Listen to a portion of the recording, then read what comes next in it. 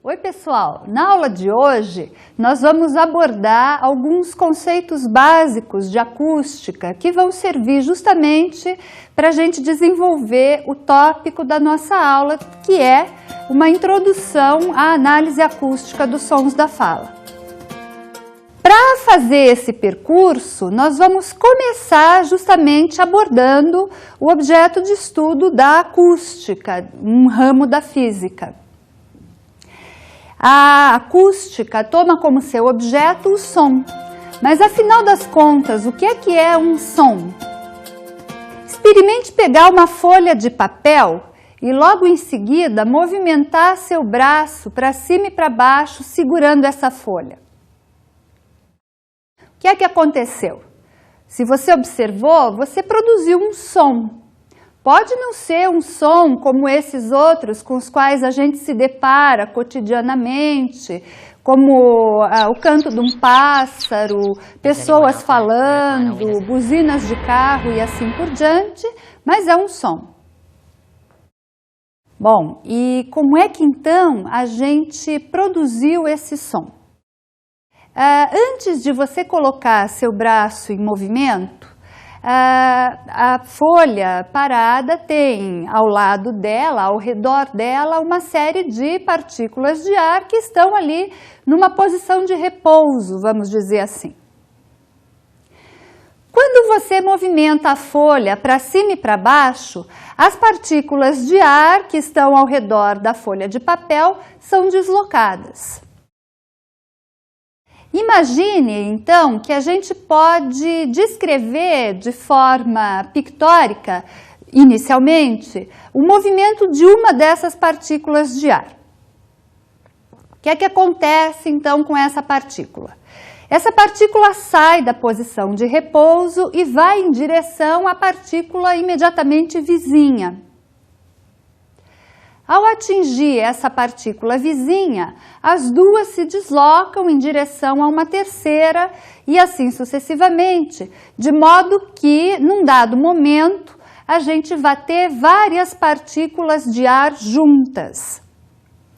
Esse momento em que a gente tem as partículas maximamente próximas entre si, constitui o momento que a gente vai chamar de compressão do ar. Logo em seguida, as partículas passam a se afastar umas das outras. Ao se afastarem, elas vão também atingir um máximo de afastamento. Quer dizer, elas vão estar lá distantes umas das outras num ponto máximo. A esse outro momento de afastamento das partículas de ar, a gente chama de rarefação do ar. É então, através da sucessão de momentos de compressão e rarefação do ar, que a gente tem a produção do som. Se a gente tentar representar graficamente os momentos de compressão e rarefação do ar, nós teremos uma curva senoide como essa que você vê agora no vídeo. Observe que no eixo Y dessa figura, você tem justamente os pontos máximos de rarefação e de compressão do ar. Esses pontos máximos são representados pelos picos que você vê na figura, tanto para cima quanto para baixo. No eixo X, você tem justamente a sucessão temporal que nos permite verificar, então, os momentos de compressão e rarefação. Note que os picos, tanto de compressão quanto de rarefação, indicam para a gente aqueles pontos máximos, ou de proximidade ou distanciamento das partículas entre si, que a gente comentava há pouco. Só que existem outros pontos nessa curva intermediando os picos. O que eles sinalizam para a gente? Se a gente observa logo o início da figura, a gente vê que a curva vem num crescendo até atingir o primeiro pico. O que é isso? Esse é o momento em que uma partícula se desloca em direção à outra, até atingir então a segunda partícula. A partir desse ponto máximo, a gente vai ter o movimento inverso, ou seja, as partículas passam a se distanciar.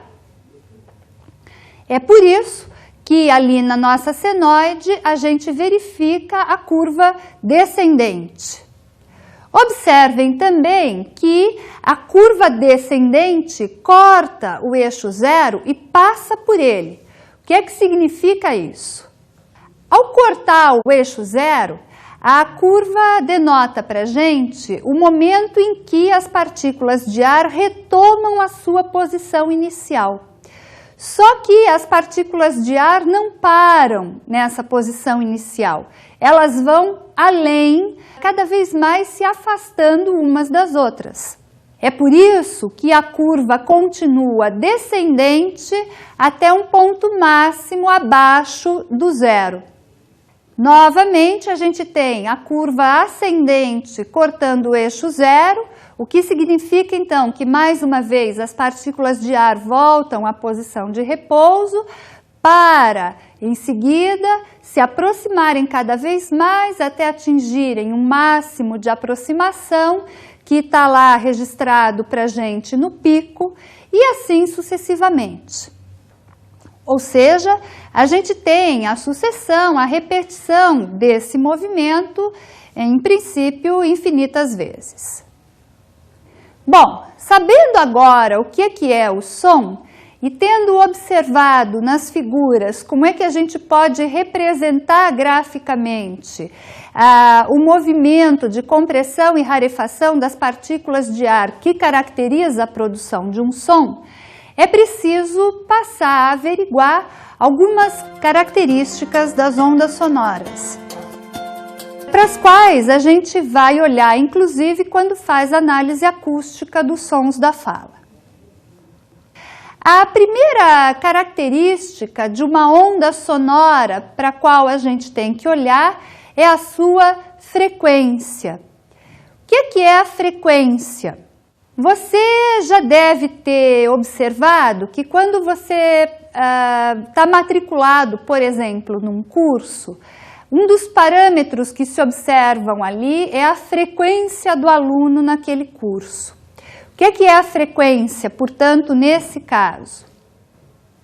No caso do seu curso, a frequência remete ao número de horas em que você esteve presente num determinado espaço de tempo, por exemplo, um semestre ou um ano.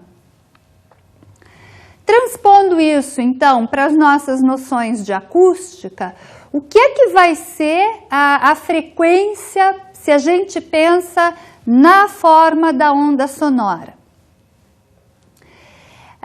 Se vocês verificam de novo aquela figura que a gente tem no vídeo, vocês vão observar que a gente tem lá a curva ascendente até que ela atinge um pico, depois ela começa a descer até atingir o pico abaixo do zero e então ela sobe de novo e cruza o eixo zero. Nesse ponto em que a onda cruza o eixo zero, a gente tem um ciclo completo. A frequência da onda vai dar para a gente o número de ciclos que esta onda descreve num determinado espaço de tempo. Mais especificamente, a frequência dá para a gente o número de ciclos que a onda descreve num tempo de 1 segundo. É por isso que a gente mede a frequência de uma forma de onda numa unidade chamada ciclos por segundo. Ou então, uma outra unidade de medida que se convencionou usar para remeter à frequência das ondas é a unidade Hertz. Ciclos por segundo e Hertz são exatamente sinônimos, ou seja, Hertz também faz menção ao número de ciclos que uma onda descreve num prazo de 1 segundo. Só que essa unidade Hertz acabou recebendo esse nome em homenagem ao físico alemão Heinrich Hertz, que se notabilizou pelos seus estudos de acústica e, portanto, acabou recebendo ou acabou nomeando esta unidade de medida.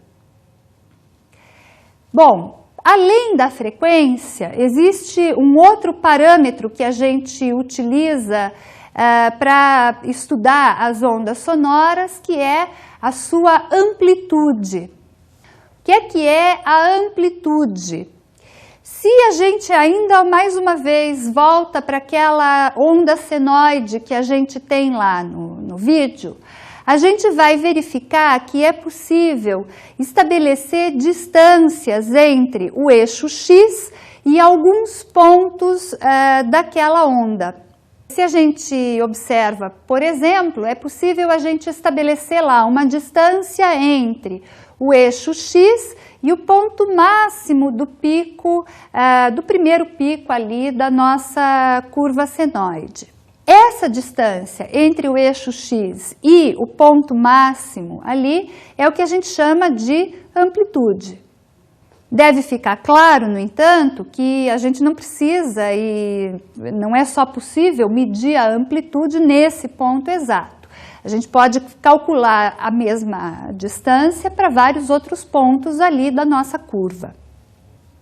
É possível, inclusive, fazer esse cálculo para os picos que estão abaixo do eixo zero, o que não significa que a amplitude tenha que ser negativa. Significa tão somente que nesses pontos abaixo do zero, a gente vai ter justamente o afastamento das partículas de ar e, portanto, a rarefação dessas partículas. A amplitude também tem uma unidade de medida e, nesse caso, a unidade que a gente adota é o decibel. O decibel é a 10ª parte do Bell, que recebe esse nome justamente em homenagem a Alexander Graham Bell, que se notabilizou, entre outras coisas, pela invenção do telefone. Um terceiro parâmetro que a gente usa para analisar as ondas sonoras é o seu timbre ou a sua qualidade, tanto faz. O que é o timbre?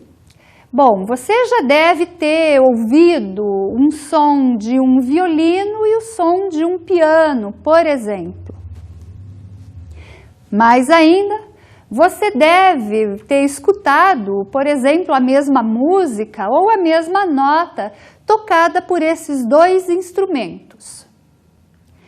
Ainda assim, é possível a gente notar diferenças, por exemplo, entre a mesma nota tocada por um violino e tocada por um piano. De onde é que vem essa diferença? A diferença entre a mesma nota tocada por um violino e por um piano se dá em função da forma de onda que decorre da produção da nota num instrumento e no outro. Esta diferença na forma da onda que veicula o som produzido pelo piano e o som produzido pelo violino, que a gente vai ter a qualidade distinta para o piano e para o violino. A forma da onda, portanto, é que condiciona o timbre, o que significa que diferentes formas de onda, ainda que para um mesmo som, no nosso caso, ainda que para uma mesma nota musical, a gente vai ter, então, as diferenças de timbre. Antes de a gente passar adiante, nós vamos escutar o depoimento de uma fonoaudióloga que vai contar para a gente sobre a utilização que ela faz da análise acústica na prática clínica. O vozeamento ele vai aparecer registrado como uma cobrinha no som, né? Ou seja, ele aparece ali com uma faixa que mostra que tem vozeamento. Então, esse é um elemento que eu posso utilizar. Mas eu tenho outros elementos, por exemplo, né, o intervalo entre o final da produção da consoante e o começo da produção da vogal, que chama VOT, ou Voice Onset Time. Eu tenho uma diferença nesse valor quando a consoante ela é surda e quando ela é sonora. Então, esse valor ele pode ser indicativo de que há uma sonorização presente, embora o ouvido humano não registre. E ainda há mais um elemento que é o tempo de duração da vogal. Então, esse elemento também, ele varia se a consoante ela é desvozeada ou se ela é vozeada. Então, por exemplo, em termos de registros de fala, eu posso utilizar a análise acústica para poder me dizer se em algum nível essa diferença acontece. Acontece que do ponto de vista clínico, então, eu tenho essa informação. O sujeito produz a diferença. Mas acontece que do ponto de vista do ouvido do ouvinte, essa diferença não é produzida. Então, de qualquer maneira, o fonoaudiólogo vai ter que potencializar essa diferença de tal forma que ela seja perceptível na fala do sujeito para o ouvido de quem o ouve. Porque a patologia de fala, ela é sempre identificada onde? No ouvinte.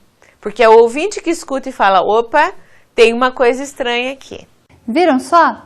Mas para a gente conseguir fazer uma caracterização mínima dos sons da fala, a gente ainda precisa abordar alguns outros elementos de acústica. Isso porque a gente tem que entender depois o que é que a gente está vendo quando a gente faz análise acústica dos sons da fala. Então, depois de a gente ter abordado aí os principais parâmetros que a gente observa quando a gente está diante de uma onda sonora, a gente vai se voltar agora para os principais tipos de ondas. Vejam, só que a gente está fazendo de início uma caracterização para qualquer som. O que significa, portanto, que essas observações valem para uma onda sonora produzida por um equipamento qualquer, por uma onda sonora produzida por um instrumento musical e assim por diante. Ao longo da nossa aula, a gente vai pontuar o que é que interessa mais de perto com relação a esses tipos de onda, no momento em que a gente está olhando para os sons da fala em específico. Então vamos lá, um primeiro tipo de onda com o qual a gente pode se deparar é o que a gente chama de onda periódica. O que é a onda periódica? Imagine um sujeito que pega uma corda, amarra essa corda num poste e começa então a agitar essa corda na outra extremidade dela. Imagine que esses movimentos são feitos inclusive de cima para baixo. O que é que acontece? Vai ser possível verificar que a corda está descrevendo um movimento ondulatório bastante regular, ou então, como a gente diz, bastante periódico, no sentido de que a gente vai ter ciclos que se sucedem a um intervalo igual de tempo. Esse é, inclusive, o tipo de onda que caracteriza o som que é produzido pela vibração das hastes de um diapasão, que é um instrumento que os músicos usam para afinar qualquer instrumento musical e que produz uma frequência de 440 Hz, correspondente à nota Lá. Essa nota produzida pelo diapasão é então veiculada numa onda sonora periódica. Um outro exemplo que a gente pode citar nesse nosso exercício de identificar sons que se propagam por ondas periódicas é aquele som que a gente tem no telefone toda vez que a gente vai discar um número.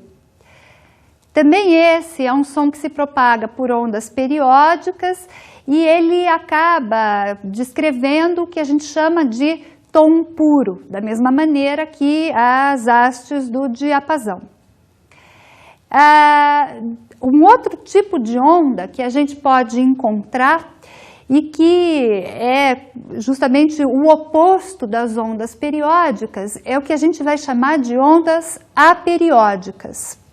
Diferentemente das ondas periódicas, que, como a gente disse, descreviam ciclos num espaço de tempo regular, As ondas aperiódicas têm ciclos completamente aleatórios e que se realizam em tempos completamente variáveis. Como exemplo de ondas aperiódicas, a gente pode citar os ruídos, como, por exemplo, aquele ruído que a gente ouve cada vez que está tentando sintonizar uma estação de rádio. Bom, mas para além desses dois tipos de onda, existe ainda um terceiro, que é o que a gente chama de ondas quase periódicas. As ondas quase periódicas, como o próprio nome indica, são ondas de aspecto intermediário à onda periódica e à onda aperiódica. Isso significa que, embora elas não sejam caracterizadas por pulsos completamente aleatórios, elas também não têm aquela sucessão de pulsos em tempos exatamente regulares. É através das ondas quase periódicas que se propagam os sons da fala. Portanto, é preciso que a gente já saiba, num primeiro momento, dessa característica que vai ser depois bastante importante na nossa tarefa de análise acústica. Bom, um outro tipo de onda é o que a gente chama de onda longitudinal. Quando a gente faz essa caracterização das ondas sonoras, a gente está pensando especialmente no movimento de propagação e na direção de propagação da onda em relação ao eixo pelo qual ela se propaga.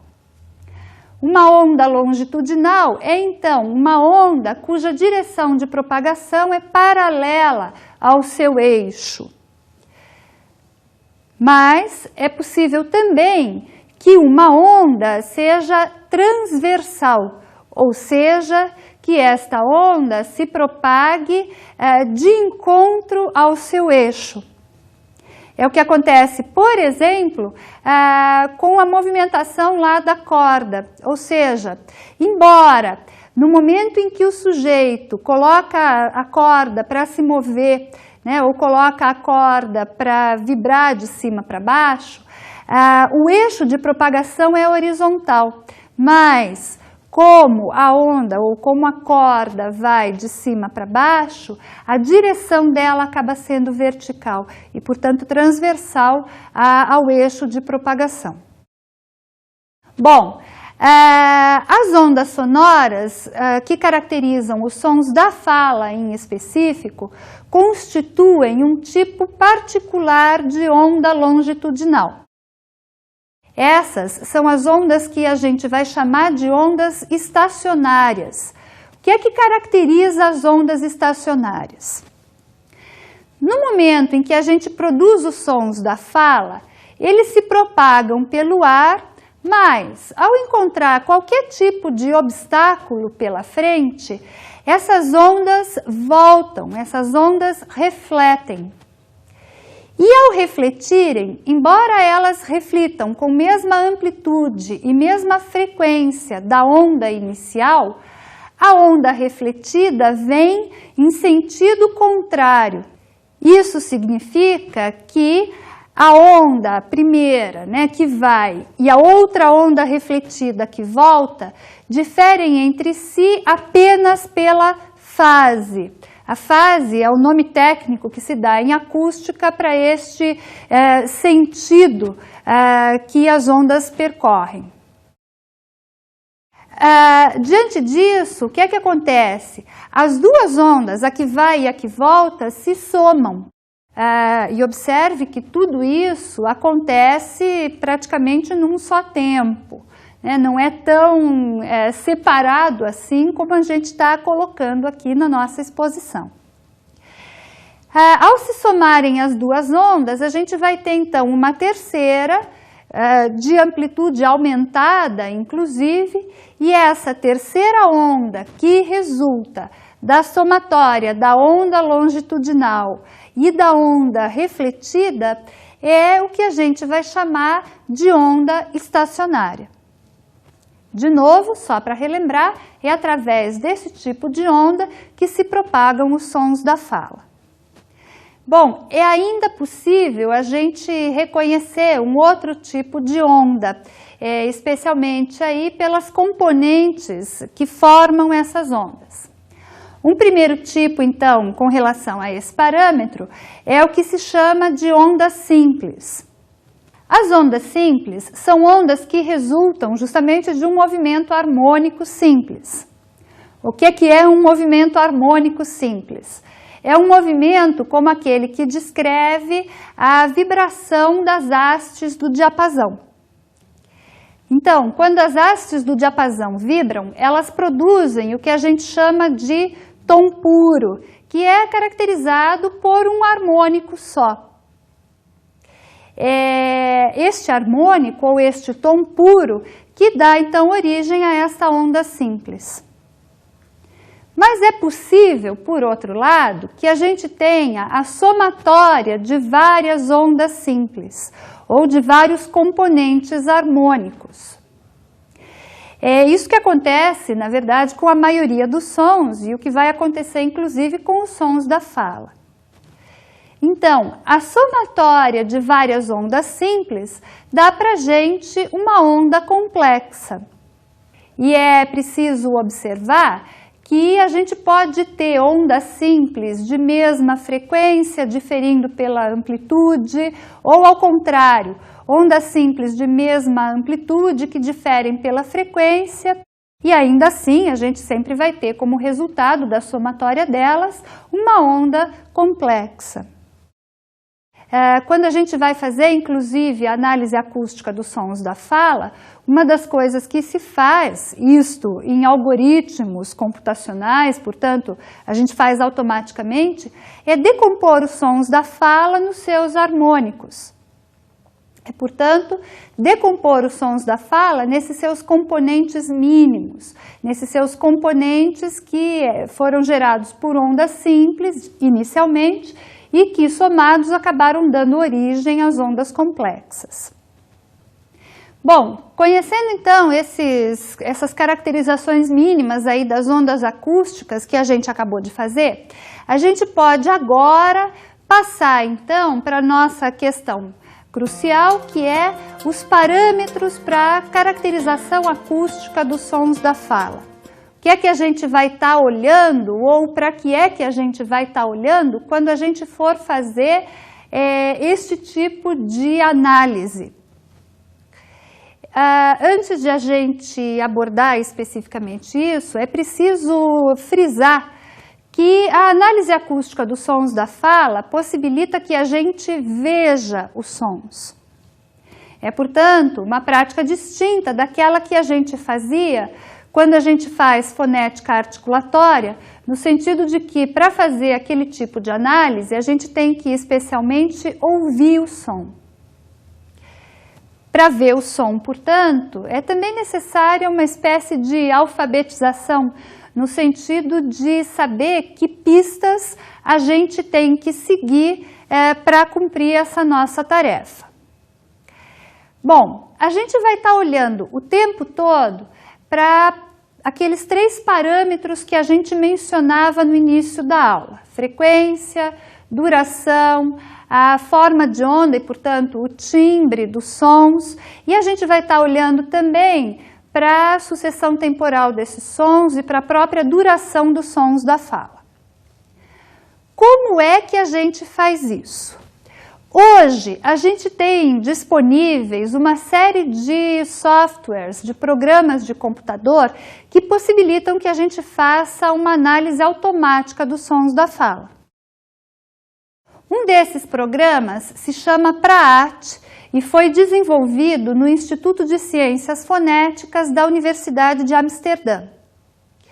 Esse é um programa que você pode, inclusive, baixar gratuitamente da internet e através do qual você pode aí começar a se aventurar por esse caminho da análise acústica.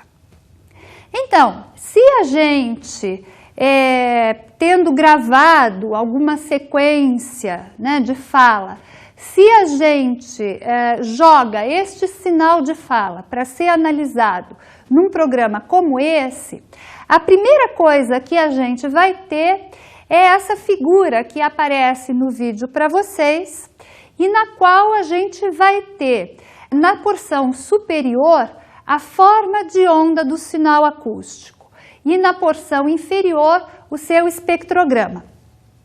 O que são cada uma dessas coisas? A forma de onda é uma informação sobre o sinal acústico que dá para a gente a sucessão temporal da amplitude desse sinal. Você verifica aí, inclusive, na figura, que a gente tem picos mais altos, picos mais baixos, o que retrata, então, a variação da amplitude do sinal de fala que a gente está tomando como exemplo.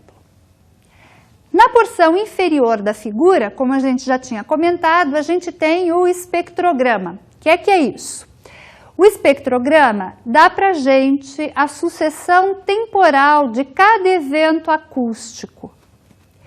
Ou seja, através do espectrograma é que a gente pode, de fato, ver os sons da fala, ver o que é que o nosso sujeito produziu ali.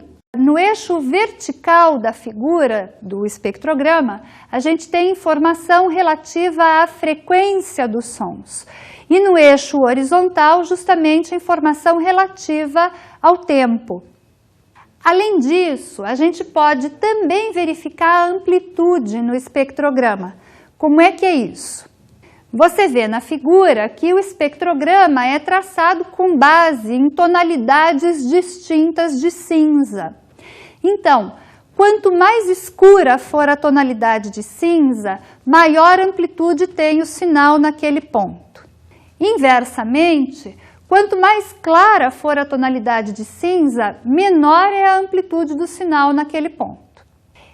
Vejam, portanto, que através desse tipo de ferramenta a gente consegue justamente informação sobre aqueles 3 parâmetros que a gente mencionava lá no começo da aula e que servem para caracterizar os sons.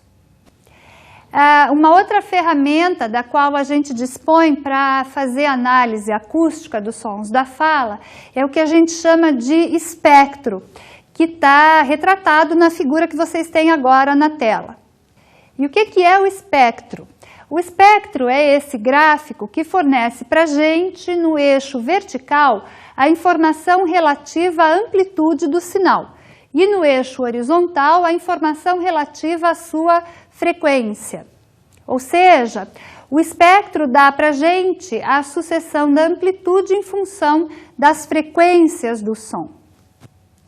Então, de posse da forma da onda, do espectrograma e do espectro, a gente consegue, portanto, fazer a análise dos sons seguindo aqueles 3 parâmetros iniciais que a gente tinha citado lá no começo da aula, ou seja, frequência, amplitude e timbre. Veja bem que, apesar de a gente dispor de uma série de facilidades, no sentido de ter hoje programas de computador que fazem a análise automática dos sons da fala, a gente precisa saber como interpretar essas análises que o computador fornece para a gente. Só dessa maneira é que a gente vai estar, de fato, conseguindo ver o sinal acústico.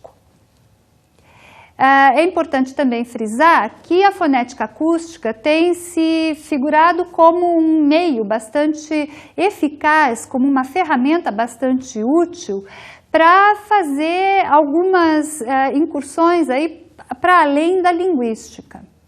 Então, os fonoaudiólogos usam bastante a fonética acústica na prática clínica para comparar a fala patológica e a fala não patológica.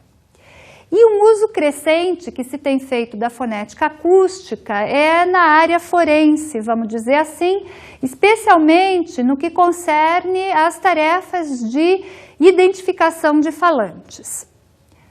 Bom, agora nós vamos verificar um quadro com matriz que vai dizer para a gente de algumas técnicas de produção de sons. Alguns exercícios conhecidos como trava-línguas são excelentes para treinar a articulação. Quer ver um exemplo? 1 prato de trigo para 1 tigre triste, 2 pratos de trigo para 2 tigres tristes, 3 pratos de trigo para 3 tigres tristes. e assim por diante. Você pode exercitar também sem frases, só com as sílabas que costumam travar na hora de falar, como pra, gra, clá, entre outras. É só montar grupos de 3 sílabas e repeti-las com ritmo 3 vezes seguidas com cada vogal.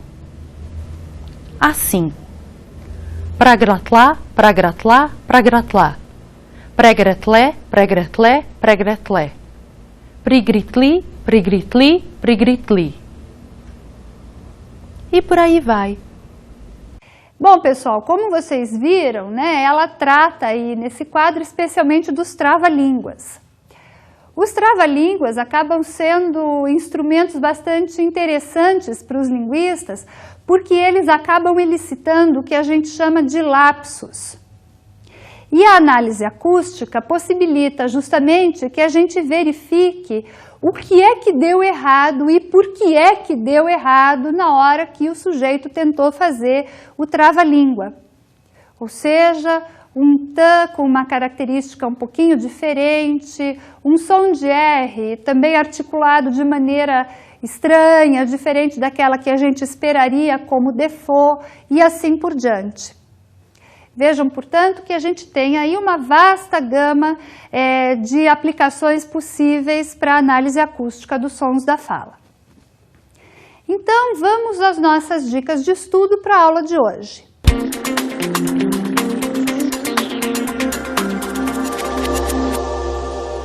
Então, pessoal, a nossa primeira dica para a aula de hoje é esse livro chamado No Reino da Fala, A Linguagem e Seus Sons, de autoria de Eleonora Mota Maia, publicado pela editora Ática.